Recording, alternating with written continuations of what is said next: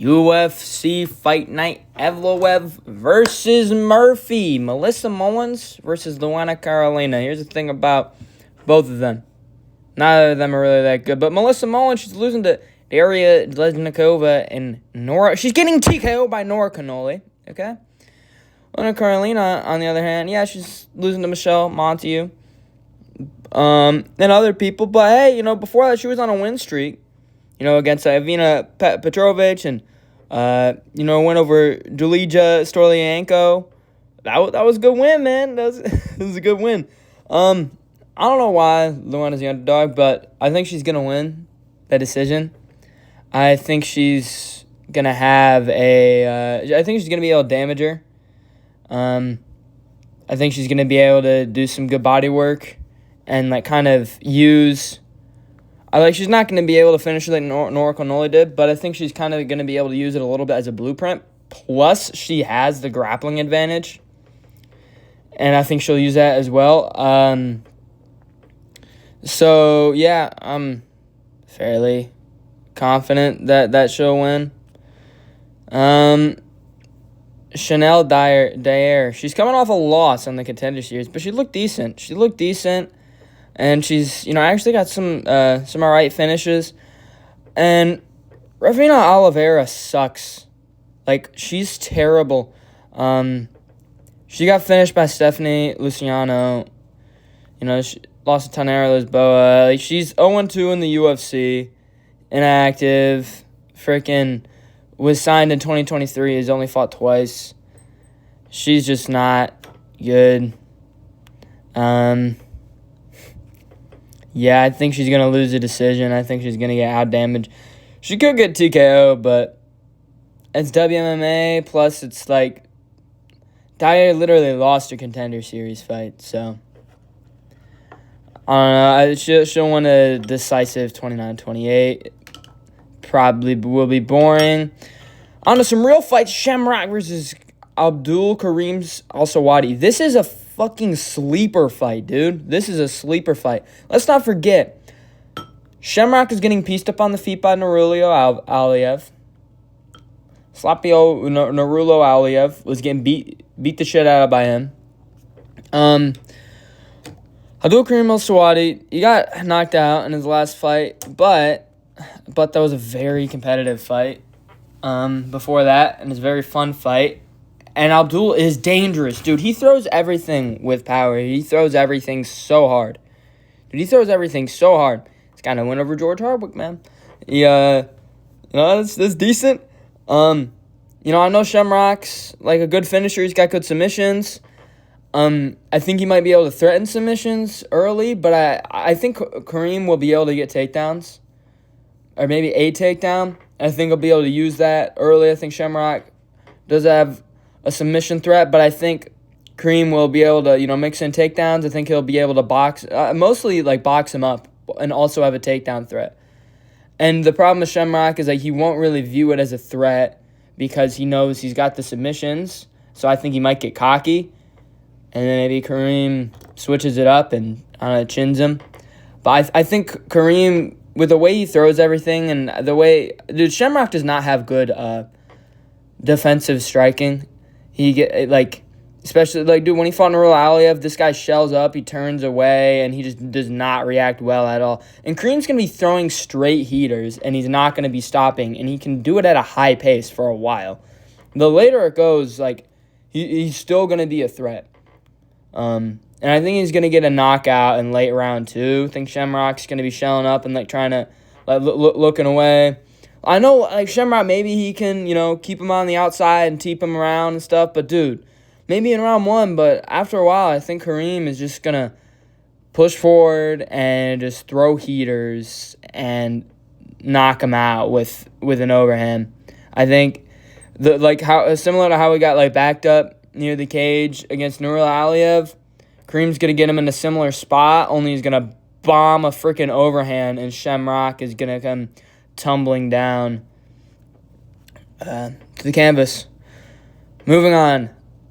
Louis Sutherland. Oh my gosh, the guy that got submitted by Walter Walker, but broke Walter Walker's leg with a low kick, with some low kicks. The fight only lasted a minute, by the way.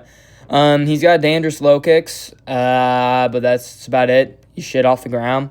Brando Pericic, I think he's going to get a ground and pound TKO. I think Brando Pericic is actually pretty decent.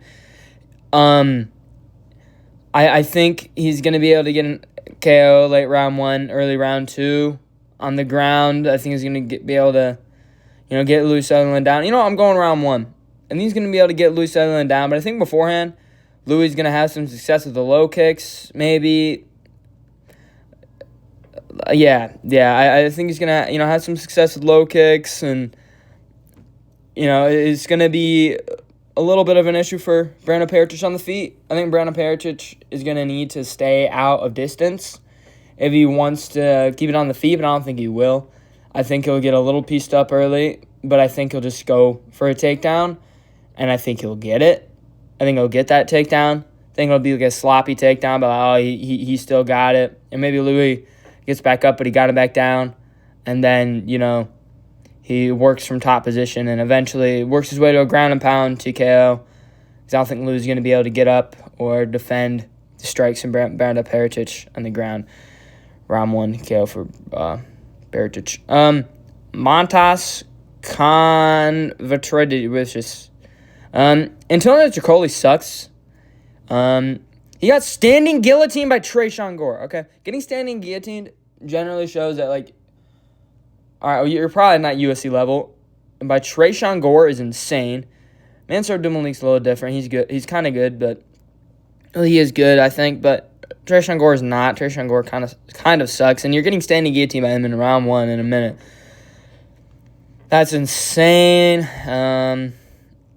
Whereas Montas on the other end, this guy's got a lot of power, and I think Antonio Tricoli isn't going to handle it because he sucks. I think he just sucks. And I think he's getting knocked out in a round. Oh, it took Shera to round 3. Shera is not, a good power finisher. And, Shera Magomedov, doesn't even really have good timing. He's just got, he's just slick and has good technique. But he doesn't really have good timing or power, except, the one time he was able to time a double spinning back fist. But that's more just style points. Anyways, Montas is going to be able to get a knockout, I think, early. Let's go round 2. Maybe he's able to make it past the first round, I guess. Anyways. Ichikola just sucks, dude. Mario Pinto is going to KO Felipe Franco. I hate this matchup. Franco is just a random coming out of Mammoth fighting. I've never seen him fight, but I don't care. Mario Pinto's got a win over Donata Deniz and Austin Lane. Why is he not fighting someone right? Why is he not fighting Mick Parkin? Why are we not seeing Mario Pinto versus Mick Parkin? Or, maybe Mario Pinto should have been the one to get the Tuivasa fight. Or Mario Pinto, you know what I mean. He should be getting a ranked opponent. It's heavyweight. Give this dude a ranked opponent already. He doesn't need to fight Felipe Franco. Franco's going to die, okay? Mario Pinto's a great prospect. I love him. It's going to be an exciting finish. It's going to be kind of a slow start. He's going to play it safe, and I think he's just going to skill diff him. Just skill diff him and just, unload and just look really good. And just style, heavyweight style on him. He's going to style on him in big heavyweight fashion. And I think he's going to put him down bad. And, put him down bad after styling on him on the feet. He's going to beat the shit out of him. Take his time with it, too. I think it's going to be brutal. I think it's going to be a late stoppage. Yeah. Nathaniel Wood's going to beat Lacine Keita. Look, this guy Lacine Keita, you know what he is?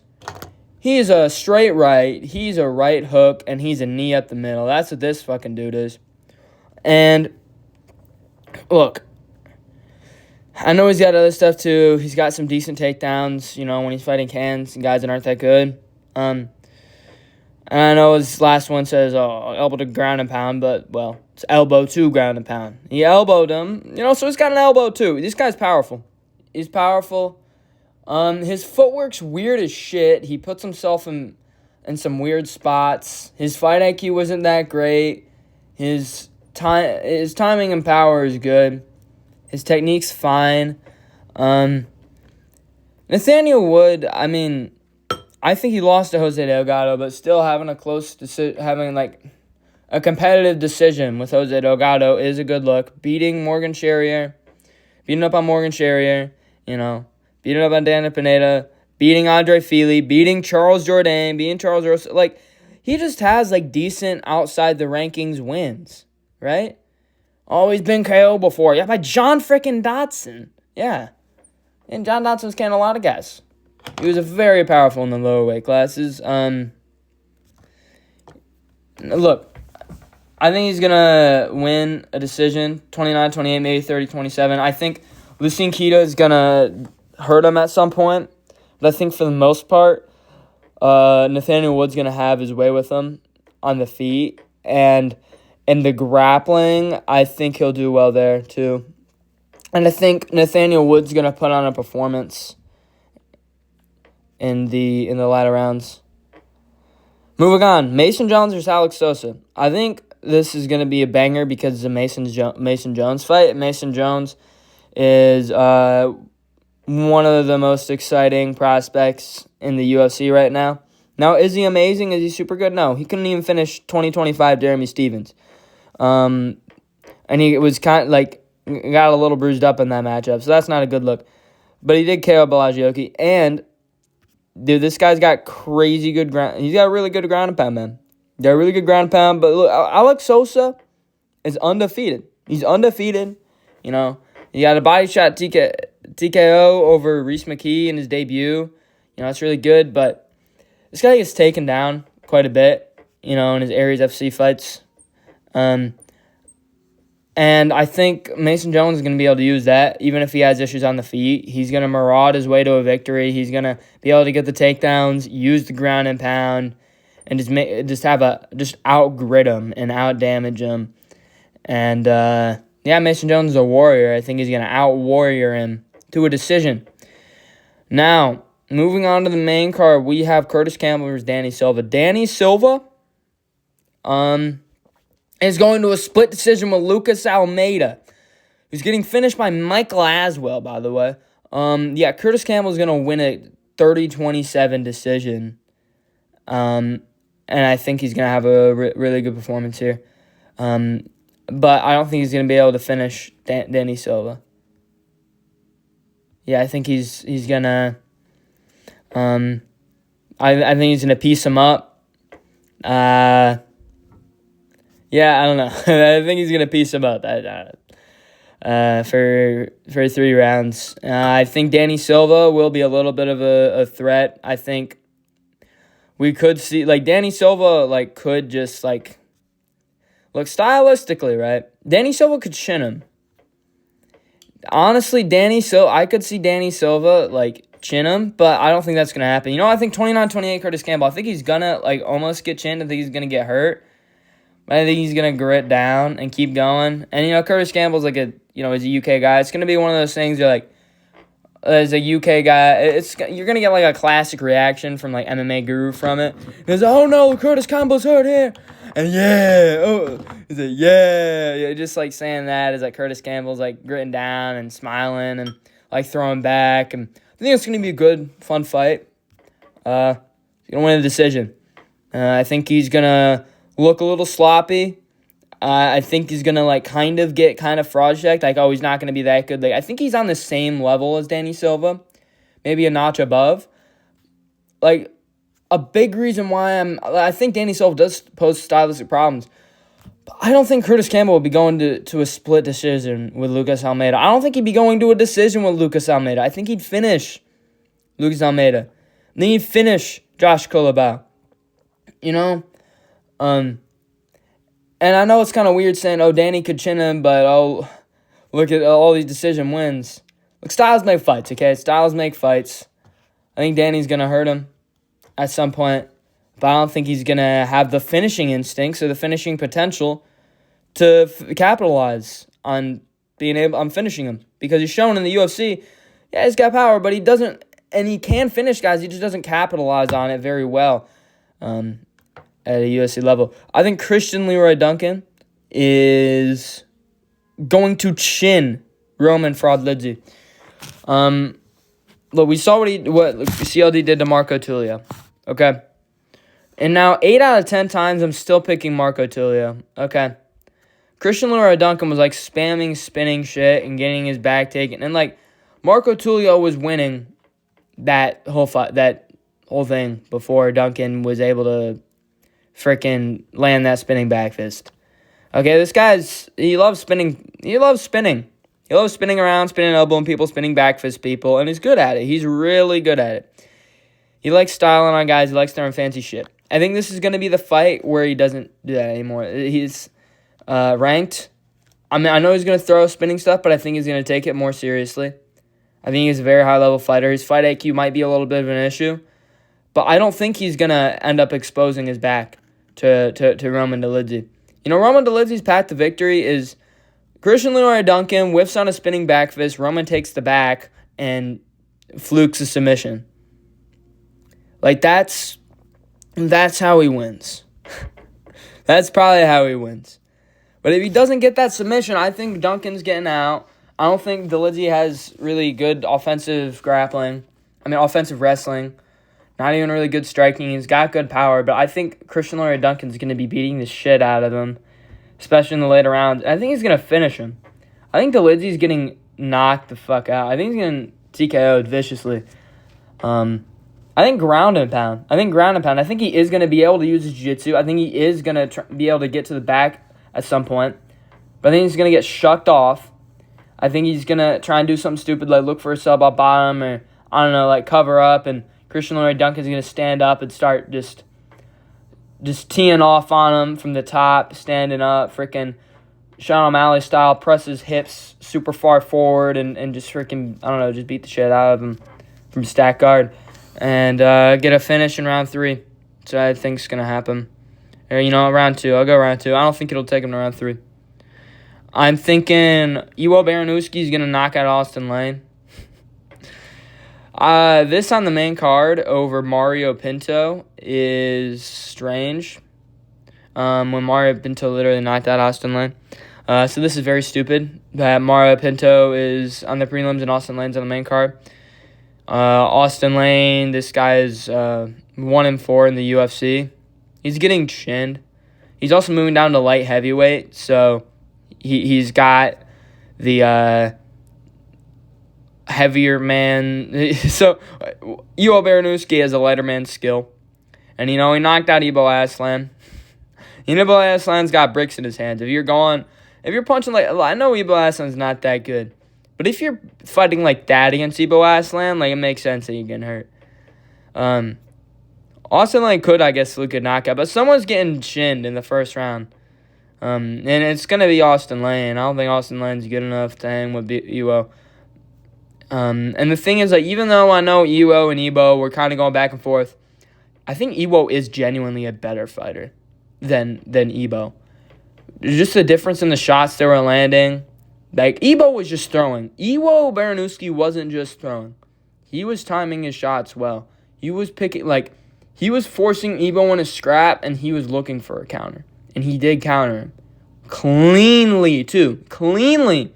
I know it was like a bar brawl type of fight, but in a bar brawl like that, a lot of light heavyweights don't look as clean as Iwo did when he's having that type of bar brawl.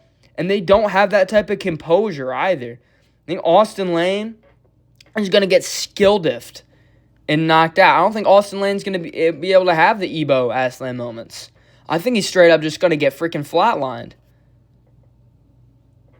I think Sam Patterson is going to submit Michael Venom Page. I'm serious. I think Michael Venom Page is a fraud. Still, I think he doesn't have KO. He doesn't have KO power, okay? Like, for anyone who thinks that he's going to get a KO win, he's not. Michael Venom Page, I mean, like, he knocked out a dude with the flying knee like 10 years ago. That's his call to fame. Right? He knocked out a dude with a flying knee 10 years ago. Cool. Wow, he injured some people, like a TKO, like, I don't know. This dude, Michael Venom Page, he doesn't, like, have good finishing potential in the UFC, okay? He didn't come anywhere near close to a finish with Shara, anywhere near close to a finish with Ian, anywhere near close to a finish with Kevin Hahn. And when he knocked down Jared Cannonier, he didn't follow up at all. He doesn't want to be on the ground at all. But the thing about Michael Venom Page is, you know what happens in every one of his UFC fights? He gets taken down. Okay? He gets taken down. And none of them... look, you can say, oh, Kevin Holland's got decent submissions, but Kevin Holland's stupid. And Sam Patterson, like Michael Venom Page, he's a big guy. He's a tall 6'3" welterweight with a long, like, the same or similar reach and, height as Michael Venom Page. And, I know, like, Ian Gary's kind of like that too, but and he grappled him. But I think that, like, and Ian Gary won. What was I going to say? Kevin Holland's 6'3" as well, but Kevin Holland's stupid. Kevin Holland's freaking stupid, and he doesn't know how to use his reach well. He lost to Michael because he's stupid. And he never really tried to go for submissions. Sam Patterson has a lot of submissions. Sam Patterson has really good submissions. Really good submissions. Johan Lanesie and Kiefer Crosby, folks. Dude. Vinicius Sensi, dude. I know it's, like, not, like, really good guys. And, like, his most recent wins, Danny Barlow and Trey Waters, there's decent wins to get by knockout. And I think Sam Patterson's a legit prospect. He's going to be a contender now. Because I think he's going to submit Michael Venom Page. Michael Venom Page, he's taken down in every one of his fights. And Sam Patterson capitalizes submissions more than anyone else that Michael Venom Page has fought, ever. And he's going to get submitted sometime in round 2, round 3. It's usually round 3 where Michael Venom Page gets taken down.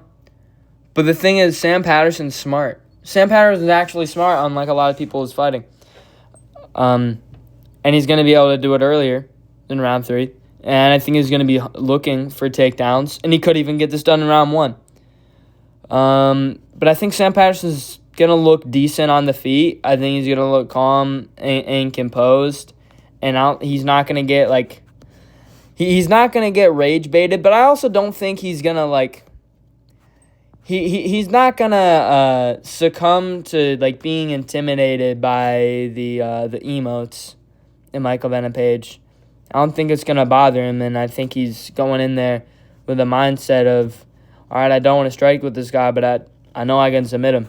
I know I have way better grappling than him. Way better.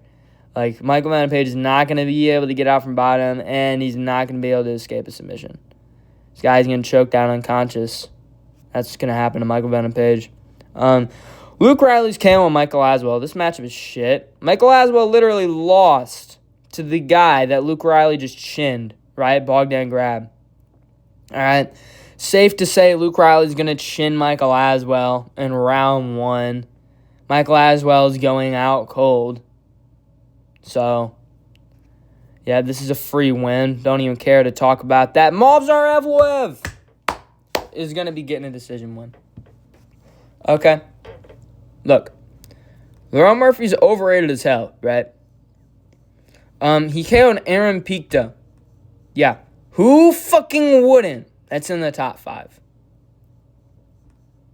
Outside of Evloev, because Evloev can't finish people. Actually, you know what? Movsar Evloev would have chinned Aaron Pico. If he fought like that, if he fought like how he did against Lerone Murphy, yes. Let's not forget, I know Evloev doesn't have good finishing instincts. I know he has no finishes in the UFC. That doesn't mean he doesn't have power. And Pico's going to allow you to finish him. That's what happens when he loses. He gets chinned. Evloev has power. He was rocking Diego Lopez. He was hanging with Diego Lopez in the boxing. I know it's a younger Diego Lopez from 3 years ago, but still. He was hanging with Diego Lopez in the boxing. He was doing well, piecing up Diego Lopez. He was, like, there was times that he was outboxing Diego Lopez at times. He was rocking Diego Lopez on the feet in the boxing. Okay. He was hanging it. He was, freaking kind of going chrome for chrome with Arnold Allen a little bit. All right? Like, Evloev is very underrated striking. And Murphy's is overrated just because he KO'd a freaking random-ass fucker from Bellator. And yeah, you are random. If you're not a champ, you're random, and you're from a random organization. If you're from a non-UFC organization, you come to the UFC, and you weren't a champ in that previous organization, and you're just like getting a jump up in competition in the UFC for no reason, you're a random. You're just a random. And now Pico's getting another ranked opponent in freaking Patricio Pitbull, and he's going to get chinned again. Probably. I mean, Patricio's old, so who knows. But, look, I know you can say Aaron Pico looked really good early against Lerone, and it's like, yeah, sure, like, oh, wow, got a takedown, but he got, like, immediately reversed. And he was coming out there with just, like, he was going 100% full go early. So, yeah, he was having success against Lerone Murphy, who's not that type of fighter. Right? And Lerone Murphy was being calm, and he expected that. He was literally like, okay, this is what I expected. And, Lerone shinned him because Pico was rushing in like a tard. Evloev's never going to rush in on you like a tard. Neither of these guys are going to rush into each other at all. It's going to be very technical and very high level. But the thing is, you can say Evloev arguably lost to Arnold Allen, but Lerone Murphy would low-key lose to Arnold Allen and Aljamain Sterling. I just think he would. Evloev's always having all these close decisions. So is fucking Murphy. Like, you know that one draw on his record? Right? Well, I actually watched that draw, and I think he lost. I don't think it was a draw. Things would be lost. Does that really matter? No, because it's 2019. But, like, I don't know, man. Like, he wasn't able to finish Josh Emmett. It's 2025 Josh Emmett. Zalal was able to submit him. And we just saw Vallejos send him to outer space. Okay? Josh Emmett's in outer space. He's no longer in our orbit. Lerone Murphy was styling on him, but Lerone Murphy was getting taken down. He got taken down 3 times by Josh Emmett.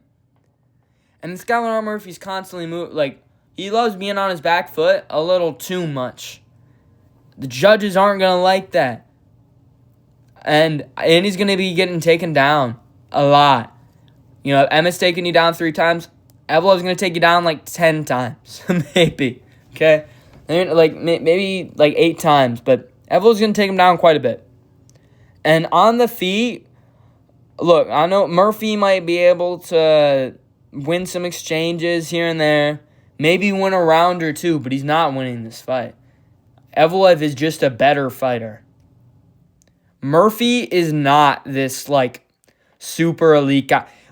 His name shouldn't be in the same conversation with Evloev and Lopez and Silva and Volk. Or even Vallejos, or even Allen, or even Aljo. I don't think Lerone Murphy's a top 5 featherweight in the current division. Can he make it close with Evloev? Sure, welcome to the club, buddy. You can make it close with Evloev. How great. It's how Evloev fights. But without Murphy fights, I could also see him not being able to make it close to Evloev, and Evloev actually being able to put on a performance, because Evloev knows that a lot of people don't like his style, and he knows that to really secure a title shot, even though he should get it automatically after winning this, that he should, do a little more, and I think he will do a little more, and I'm incredibly confident. I'm very confident. Maybe Murphy's going to just be able to back. You want me to believe that Lerone Murphy's just going to be able to dance around on the back foot the whole time, and then just kind of occasionally tee off on Evloev with some body kicks and elbows? Is that what you want me to believe? I won't believe that. He was also getting outdamaged by Emmett in moments in their fight. Okay? 2025 Emmett. Saint-No 2023 withstanding a beatdown from Ilia Topuria, who's kind of scared of the power and not trying to get hit too hard. That was part of the reason why I wasn't finishing him. Now, why did Ilia not try and submit Emmett? Well, and it's not because he couldn't, because he definitely could have, because Yair. And it's not a fight IQ problem either.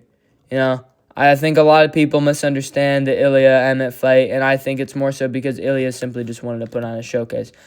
And Lerone didn't want to put on a showcase. Lerone didn't want to get taken down 3 times. Lerone didn't want to get out-damaged in moments. He didn't want to get rocked in moments by Josh Emmett. I doubt he wanted to dance around on his back foot the whole time either. Maybe he did. But he's not beating Movsar Evloev, and those are my predictions.